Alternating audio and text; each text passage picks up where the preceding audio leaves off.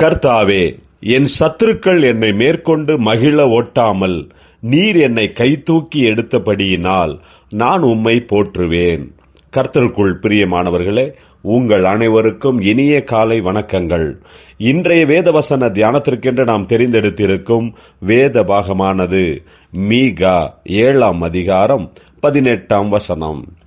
தமது சுதந்திரத்தில் மீதியானவர்களுடைய அக்கிரமத்தை பொறுத்து மீறுதலை மன்னிக்கிற தேவரீருக்கு ஒப்பான தேவன் யார்?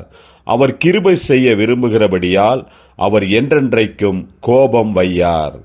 பிரியமானவர்களே, இன்றைய வேத தியானத்தின் தலைப்பு மீறுதலை மன்னிக்கிறவர் என்பதே.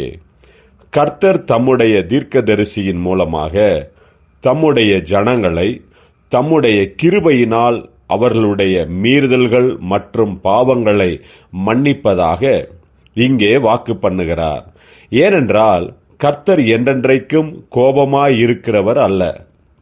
கர்த்தர் தயவுள்ளவர்.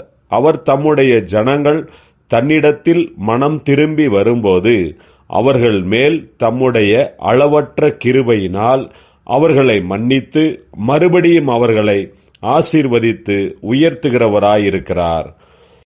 பிரியமானவர்களே, நாமும் கூட கடந்த வருடத்தில் தேவனுக்கு பிரியமில்லாத, தேவனுக்கு விரோதமான காரியங்களை செய்திருக்கலாம். நாம் கர்த்தருக்கு முன்பாக மிகவும் தாழ்மையுடன் வந்து நம்முடைய மீறுதல்களை அறிக்கை செய்யும் போது என்றென்றைக்கும் கோபமாயிருக்காதவரான நம்முடைய தேவன் தம்முடைய கிருபை, இரக்கம், தயவினால் நம்முடைய மீறுதல்களை மன்னித்து நம்மை ஆசீர்வதிப்பார். தேவனுடைய கிருபையினால் நமக்கு சமாதானம், ஆசீர்வாதம் உண்டாகும். நாம் மற்றவர்களுக்கு முன்பாக கர்த்தருடையவர்கள் என்று சொல்லும்படியாக நம்மை சாட்சியாக கர்த்தர் நிறுத்துவார். ஜெபிப்போம். ஜீவனுள்ள தேவனே, உம்முடையவர்களான எங்களை மன்னியும், ஆசீர்வதியும், பலப்படுத்தும். உமக்காக எங்களை பயன்படுத்தும். இயேசு கிறிஸ்துவின் நாமத்தில் ஜெபிக்கிறோம் நல்ல பிதாவே. ஆமேன்.